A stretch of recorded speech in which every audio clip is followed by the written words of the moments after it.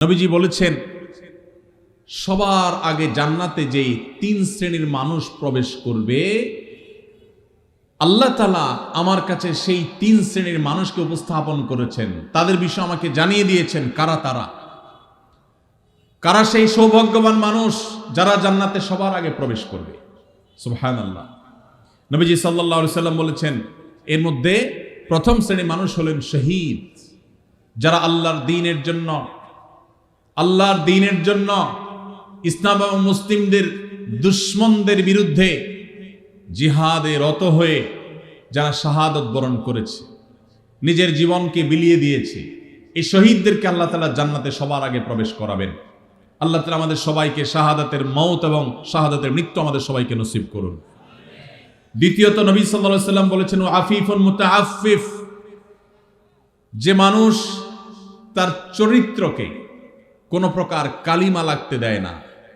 ময়লা থেকে যেরকম আমরা আমাদের কাপড় চোপড়, আমাদের আঁচলকে তুলে ধরে বাঁচাবার জন্য আমরা সংগ্রাম করি, সমাজের চতুর্পাশে হারামের হাতছানি, অবৈধ সম্পর্কের জোয়ার চলছে, এইরকম পরিস্থিতিতেও যে মানুষ তার চরিত্রকে বাঁচাবার জন্য সংগ্রাম করে, চেষ্টা করে, পরিশ্রম করে, সাধনা করে, জয়ী হয়, নবীজি সাল্লাল্লাহু আলাইহি সাল্লাম বলেছেন, এই চরিত্র সংরক্ষণকারী মানুষটা যে হারাম রিলেশনে জড়াই নাই, আল্লাহ তাআলা জান্নাতে এই লোককে প্রথম প্রবেশ করাবেন। আর তৃতীয়ত হলেন ওয়া আবদুন আহসানা ইবাদাতাল্লাহ ওয়া নাসাহা লিমাওয়ালি, যেই কৃতদাস আল্লাহর ইবাদতও ভালো করে, আবার তার মালিকের কল্যাণও কামনা করে, মালিকের কোনো ক্ষতি চায় না, অর্থাৎ বান্দার হক আদায় করে, আবার আল্লাহর ইবাদতটাও সুন্দরভাবে করে, সেই কৃতদাসকেও আল্লাহ তাআলা জান্নাতে সবার আগে প্রবেশ করাবেন। ভাইরা আমার, এই হাদিসের সনদ নিয়ে মুহাদ্দিসদের কেউ আপত্তি তুললে অন্য অনেকে এটাকে গ্রহণযোগ্য বলেছেন। এই হাদিসের আলোকে আমরা যারা আমাদের চরিত্রকে হেফাজত করতে পারবো, আল্লাহ রাব্বুল আলামিনের এই বিশেষ পুরস্কার, সবার আগে জান্নাতে যাওয়ার সৌভাগ্য আমাদের অর্জন হবে। আল্লাহ তাআলা আমাদের সবাইকে সেই সৌভাগ্য অর্জন করার তৌফিক নসিব করুন। যুবক ভাইরা আমার, চরিত্রকে হারাম থেকে বাঁচাবার জন্য কারা কারা নিয়ত করেছেন একটু হাত তুলুন তো। আল্লাহ আমাদের যুবক ভাইদের চরিত্রকে হেফাজত করার তৌফিক নসিব করুন। আল্লাহ কোরআনের মজলিসে তারা ওয়াদা করেছে, আল্লাহ এই যে হারামের যে হাতছানি, আমাদের যুবকের ইমানকে হরণ করবার যে শয়তানের চেষ্টা, এটা থেকে আমাদের যুবক ভাইদেরকে আপনি বাঁচিয়ে দেন। আল্লাহ ইমানি শক্তি দান করেন, আল্লাহ ইমানি জোয়ার দান করেন, ইমানি চেতনা দান করেন, ইমানি তেজ দান করেন। আল্লাহ এই যৌবনকে তোমার দ্বীনের জন্য কোরবান করার তৌফিক দান করেন। আল্লাহ হারাম থেকে বাঁচার মতো শক্তি আমাদেরকে দান করেন। ভাইরা আমার, আমরা যদি আমাদের চরিত্রকে হেফাজত করি, লাভ কি আমাদের না আল্লাহ? আমরা যদি আমাদের চরিত্রকে হেফাজত করি, লাভ কি আমাদের না আল্লাহ? আমাদের। ভাইরা আমার, কি লাভ?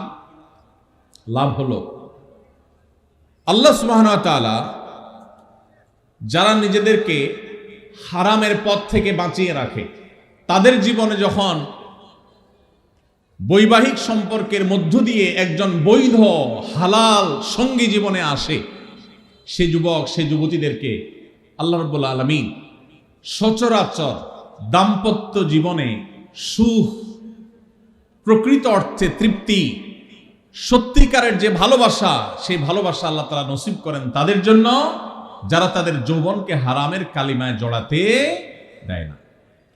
আর যারা হারামের কালিমা দিয়ে নিজের যৌবনকে কালিমা যুক্ত করে ফেলেন, মনে রাখেন এই যুবকদের বেশিরভাগ দেখবেন, এক্সেপশন প্রথমটাতেও আছে, বেশিরভাগ দেখবেন যে তাদের বৈবাহিক জীবন আসলে তাদের সেই জীবনে আর দাম্পত্য সম্পর্কের ভিতরে যেরকম একটা গভীরতা থাকার কথা, ভালোবাসা থাকার কথা, সম্প্রীতি থাকার কথা, তাদের সেই সম্পর্কটা আর থাকে না। কারণ হারাম যদি কেউ একবার বেছে নেয়, আল্লাহ তাআলা বৈবাহিক সম্পর্কের মধ্য দিয়ে হালাল সম্পর্কের প্রকৃত স্বাদ, প্রকৃত তৃপ্তি, প্রকৃত যে অনুভব, এটা থেকে আল্লাহ তাআলা ওই হারাম সম্পর্ককারীদেরকে মাহরুম রাখেন, বঞ্চিত রাখেন। এই জন্য ভাইরা, দুইটা অপশনই আপনার সামনে আছে। মনে রাখবেন, শয়তান খুব ভালো করে জানে, আল্লাহ কোরআনে বারবার বলেছে শয়তান আমাদের প্রকাশ্য শত্রু। শয়তানকে আমরা দেখি না, অথচ আল্লাহ প্রকাশ্য শত্রু বলেছেন। কারণ শয়তানকে না দেখলে কি হবে? তার সব ক্রিয়াকর্ম প্রকাশিত। শয়তানের কাজগুলো দেখা যায় কি যায় না? এই শয়তান আমাদের যুবকদেরকে তাদের ঈমানের তেজ নষ্ট করে দিতে চায়, তাদের ঈমানি তেজকে ভোঁতা করে দিতে চায়, এজন্য তাদেরকে হারাম সম্পর্কে আনতে চায়। এজন্য ভাইরা, আমাদের চরিত্রগুলোকে আমরা হেফাজত করার সংগ্রামে জয়ী হওয়ার চেষ্টা করবো তো ইনশাআল্লাহ।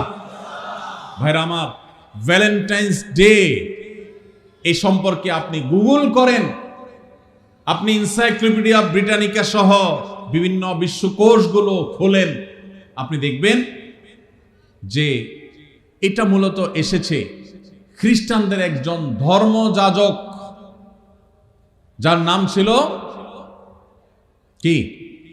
ভ্যালেন্টাইন। এই ভ্যালেন্টাইন, যে সেন্ট ভ্যালেন্টাইন, সাধু ভ্যালেন্টাইন, খ্রিস্টানদের ধর্মযাজক, তাকে ঘিরে এই দিবসটা গড়ে উঠেছে। এটা একটা সময় খ্রিস্টানদের কাছে তাদের একটা পূজনীয় দিবস ছিল। বহুকাল পর পৃথিবীর বহু দেশে এই দিবস উদযাপন নিষিদ্ধ হয়েছে। অনেক কাল পর ইংল্যান্ডে গিফট আইটেম ব্যবসায়ীরা তাদের ফেব্রুয়ারি মাসে বরফে ঢাকা পরিবেশে গিফট আইটেমের ব্যবসাকে চাঙ্গা করবার জন্য, বেচা কিনা হয় না এটা বাড়াবার জন্য, এই ভ্যালেন্টাইন্স ডে কে তথাকথিত ভালোবাসা দিবসের মোড়কে এটাকে বাজারজাত করেছে তাদের ব্যবসায়িক ধান্দা। আর আমাদের যুবকেরা সেটাকে তাদের ডিজাইন করা তথাকথিত ভালোবাসা, এটার জন্য আমাদের যুবকরা আত্মাহুতি দিচ্ছে, তাদের জীবনকে, তাদের যৌবনকে শেষ করছে। ভাইরা আমার, এই যে টেলিভিশন চ্যানেলগুলোর, এক শ্রেণীর টেলিভিশন চ্যানেল দেখবেন, এক শ্রেণীর মিডিয়া দেখবেন, যারা আপনাদেরকে হারাম সম্পর্ক করার জন্য নানাভাবে উদ্বুদ্ধ করে, প্রেরণা দেয়, উৎসাহ দেয়, এরা সব আমাদের এই দেশের তরুণদের সবচেয়ে বড় শত্রু। এই ভ্যালেন্টাইন্স ডে, এটা কি এই দেশের, এই মাটির কোন সংস্কৃতি? এই মাটির সংস্কৃতি না। পশ্চিম থেকে আমদানি করা এই সংস্কৃতিকে আমাদের দেশে যারা চাপিয়ে দিচ্ছে, তাদের বিরুদ্ধে আমাদের প্রত্যেকটা মানুষকে সজাগ, সতর্ক থাকতে হবে, সংগ্রাম চালাতে হবে। যদি সংগ্রাম না চালান, আপনার সন্তান, আপনার পরবর্তী বংশধর, আপনার জেনারেশন, তারা নষ্ট হবে, তারা ধ্বংস হবে, চরিত্রহীন হবে, লাম্পট্যের পথ বেছে নিবে, আর কবরে আল্লাহ আপনাকেও শাস্তি দিবেন যদি আপনি তাদের চরিত্রকে হেফাজত করবার কোনো উদ্যোগ গ্রহণ না করেন। ভাইরা আমার, আমাদের এদেশের মানুষের নিজস্ব সংস্কৃতি আছে। এদেশের হিন্দু, এদেশের মুসলমান, এদেশের বুদ্ধ, এদেশের সকল ধর্মের মানুষ বৈবাহিক সম্পর্কের মাধ্যমে নারী পুরুষের সম্পর্ককে বিশ্বাস করে। এটা এদেশের সব ধর্মের মানুষের ধর্মীয় একটা সংস্কৃতি। সকল ধর্মের মানুষের ধর্মীয় সংস্কৃতির বিরুদ্ধে পশ্চিম থেকে আমদানি করা এই অপসংস্কৃতিকে যারা চাপিয়ে দিতে চায়, তারা আমাদের তরুণদের সবচেয়ে বড় শত্রু। যুবক ভাইরা, আমাদের শত্রু এবং বন্ধু পরখ করতে ভুল করলে চলবে না। যারা আপনাদের ঈমানি তেজকে শেষ করতে চায়, মনে রাখবেন, এই হারাম রিলেশনে যারা জড়ায়, তারা ইবাদতের স্বাদ পায় না, ইবাদতের তৃপ্তি পায় না, দাম্পত্য জীবনে সুখ শান্তি পায় না, তাদের জীবন ধ্বংস হয়। ভাইরা আমার, আমাদেরকে এগুলোর বিরুদ্ধে সংগ্রাম চালাতে হবে। আল্লাহ আমাদের সবাইকে তৌফিক দান করুন। আমরা সবাই আমাদের চরিত্রকে হেফাজত করবার চেষ্টা করব তো ইনশাআল্লাহ। ভাইরা আমার, আপনারা দেখতে পাচ্ছেন নাটক সিনেমার নামে, নোবেল উপন্যাসের নামে এই অবৈধ সম্পর্ককে স্বাভাবিক করার একটা চেষ্টা ভয়াবহ আকারে দিন দিন বেড়ে চলেছে। আপনারা দেখেন, আজ থেকে 20-30 বছর আগেও আমাদের এই দেশে, গ্রামে তো বটেই, এমনকি শহরেও, কেউ কারোর সাথে বিবাহ বহির্ভূত রিলেশন বা সম্পর্ক করে, এটা যদি জানতে পারে, সমাজের প্রত্যেকটা মানুষ ছিছি করত। ঠিক না ভাই? ঠিক। অথচ আজকের বাংলাদেশে আপনারা দেখবেন, অনলাইনে অফলাইনে বিভিন্ন প্রতিষ্ঠানে রসিকতা করে, মজা করে গার্লফ্রেন্ড, বয়ফ্রেন্ড এই শব্দগুলোকে ইজি করে দেওয়া হয়েছে। ঠিক না ভাই? ঠিক। এখন যুবক যুবতীরা, ছেলে মেয়েরা পরস্পরকে তার গার্লফ্রেন্ড, তার বয়ফ্রেন্ড এরকম পরিচয় করিয়ে দিতে বা এই শব্দগুলো ব্যবহার করতে ন্যূনতম কোনো ইতস্তত বোধ পর্যন্ত করে না। লাজ লজ্জা তুলে দেওয়া হয়েছে, যুবকদের জড়তাকে শেষ করা হয়েছে। এর ফলশ্রুতি কি? পশ্চিমে তাকান, পূর্বে তাকান, পরিবার ব্যবস্থাপনা মুখ থুবড়ে পড়েছে, সংসার শেষ হয়ে গেছে, মানুষ বিবাহ করার টেন্ডেন্সি হারিয়ে ফেলেছে, সেখানে সন্তান জন্মের হার কমতে কমতে এমন ভয়াবহ আকার ধারণ করেছে, পৃথিবীর প্রত্যেকটা উন্নত দেশ সন্তান জন্মের দেওয়ার জন্য সরকারিভাবে প্রণোদনা দিয়ে, পুরস্কার দিয়ে, টাকা পয়সা দিয়েও সন্তান জন্মের হার বাড়াতে পারছে না। দেশ চালাবার মতো তরুণ জন্ম হচ্ছে না, কারণ মানুষ যখন বিবাহ বহির্ভূত সম্পর্ক করে সেখানে ভোগটাই মুখ্য থাকে, বিবাহের মধ্যে ভোগ মুখ্য থাকে না, বিবাহের মধ্যে ভালোবাসাটাই মুখ্য হয়ে যায়। এবং বিবাহ বহির্ভূত সম্পর্কের মধ্যে প্রেম আর ভালোবাসা এগুলার জিগির যতই বলুক, মুখে যতই প্রেমের আর ভালোবাসার জপুক, বাস্তবে তাদের উদ্দেশ্য আর মতলব থাকে তাদের একে অন্যের সাথে হারাম সম্পর্ক করে হারাম ভোগ করা এবং উপভোগ করা। আপনি এজন্য দেখবেন যারা হারাম সম্পর্ক করে এই মানুষগুলোর মধ্যে এই প্রবণতা আছে যে ভালোবাসি ভালোবাসি বলতে বলতে মুখ দিয়ে দেখবেন সারাদিন ফেনা তুলে ফেলছে, অথচ কয়দিন পরে দেখবেন একজন আরেকজনকে ছেঁকা দিয়ে আরেকজনের সাথে হাঁটা দিচ্ছে। স্বামী স্ত্রী নিজেদের মধ্যে এত বেশি ভালোবাসি জিকির করে না, কিন্তু বৈধ স্বামী স্ত্রী একজন আরেকজনের জন্য ঠিকই জীবন দেওয়ার চেষ্টা করে। আল্লাহ তাআলা এই নাপাক নোংরা ভালোবাসা নামের, প্রেমের নামের এই নোংরামি থেকে আল্লাহ তাআলা আমাদেরকে বেঁচে থাকার তৌফিক দান করুন। যারা বৈধ জীবন সঙ্গীকে নিয়ে সুখী হতে চান, ভালোবাসা প্রকৃত অর্থেই ভালোবাসাকে যারা ফিল করতে চান, অনুভব করতে চান, তারা তাদের যৌবনকে এখন থেকে হেফাজত করার সংগ্রাম চালাতে হবে। চেষ্টা করা যাবে তো ইনশাআল্লাহ। আপনার স্কুলে, আপনার কলেজে যারা হারাম সম্পর্ক করে, হারাম সম্পর্ককারীদের দৌরাত্ম্য এমন বেড়েছে যে এখন কেউ যদি হারাম সম্পর্ক না করে তাকে নিয়ে পর্যন্ত ওই চরিত্রহীনেরা উপহাস করে। অতএব আপনারা যারা চরিত্রকে রক্ষা করতে পেরেছেন আল্লাহর শুকর আদায় করবেন এবং এই অবৈধ রিলেশন, অবৈধ সম্পর্কের বিরুদ্ধে আমাদের সংগ্রাম চালাতে হবে। ভাইরা আমার, যারা অবৈধ সম্পর্ক করে তারা দেখবেন ভালোবাসা প্রকাশের নাটক, অভিনয় যত রকম আছে সব করে, কিন্তু এর বেশিরভাগই হলো ফেক এবং ভুয়া। আমি এটাকে বলি মেয়েদের ক্ষেত্রে, অনেক মেয়েদের ক্ষেত্রে, আমি সবার কথা বলছি না, অনেক মেয়েদের ক্ষেত্রে বিবাহ বহির্ভূত সম্পর্কের মধ্যে ভালোবাসা এই প্রেম, এই অভিনয় হলো মূলত চাইনিজ এবং ফুচকা খাওয়ার ধান্দা। আর ছেলেদের মধ্যে, বেশিরভাগ ছেলে মেয়েদের মধ্যে যারা বিবাহ বহির্ভূত সম্পর্ক করে তাদের এই প্রেম খেলার মূল উদ্দেশ্য হলো শয়তানি এবং বদমাইশি করা, তাদের লাম্পট্য করা হলো মূল উদ্দেশ্য। অতএব এই চরিত্রহীন এই যে আপনার যুব সম্প্রদায় গড়ে তোলার এক চেষ্টা চলছে, এটা যদি থামাতে না পারি আমরা, তাহলে আমাদের পরিণতি হবে ওই উন্নত দেশগুলোর মতো। ওদের সংসার শেষ হয়ে গেছে, ওদের দাম্পত্য সম্পর্ক ভেঙে গেছে, ওদের মধ্যে বৈবাহিক সম্পর্ক বলতে তেমন কিছু নাই, মানুষ জন্মের হার জিরোতে চলে আসছে, ভয়ঙ্কর একটা বাস্তবতাকে তারা অনুভব করছে। পশ্চিমে যদি যান, তরুণরা, যুবকরা যে যার সাথে ইচ্ছা হারাম সম্পর্ক করতে পারে, কোনো বাধা নাই, কিন্তু তাদের মধ্যে দেখবেন ডিপ্রেশন, আত্মহত্যার প্রবণতা ভয়ঙ্কর। আপনার যেই বন্ধুটা হারাম রিলেশন করেছে ওর মধ্যে মানসিক কষ্ট, দুঃখ, পেরেশানের, ডিপ্রেশন, চিন্তা আপনার চাইতে দেখবেন আরো বেশি।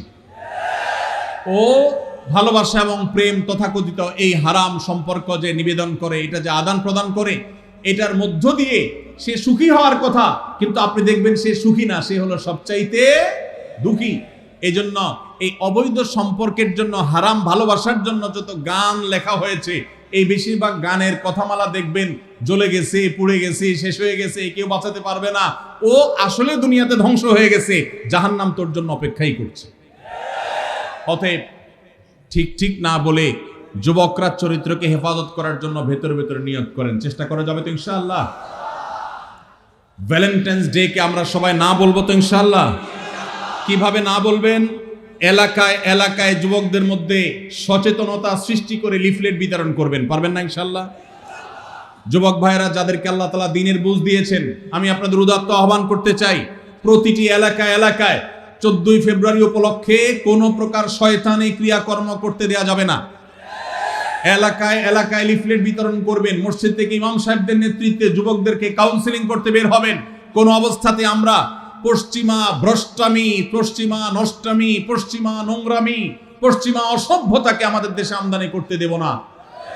আমাদের এই দেশের যুবকদেরকে নষ্ট করতে আমরা দেব না, সেজন্য আমরা সবাই চেষ্টা করব তো ইনশাআল্লাহ। এই জন্য আপনার স্কুলে, আপনার কলেজে যারা হালাল সম্পর্কে বিশ্বাসী, যারা মুসলমান, যারা এই দেশীয় সংস্কৃতিতে বিশ্বাসী, ভিনদেশী সংস্কৃতিকে যারা গা মাখাতে চায় না, সেই যুবকদেরকে আমি বলতে চাই, আপনারা আপনাদের শিক্ষা প্রতিষ্ঠানে বিভিন্ন জায়গায় আপনারা লিফলেট বিতরণ করেন, জনসচেতনতা সৃষ্টি করেন, যুবকদের মধ্যে দাওয়াতি অভিযান চালান। আমরা যদি অলিতে গলিতে 13ই ফেব্রুয়ারি 12ই ফেব্রুয়ারি থেকে দাওয়াতি কাজ চালাই, ইনশাআল্লাহ রাস্তাঘাটে অলিতে গলিতে যেখানে সেখানে এইসব নোংরামি, এই সমস্ত অসভ্যতা, এইসব দৃশ্য আমাদের দেখতে হবে না ইনশাআল্লাহ।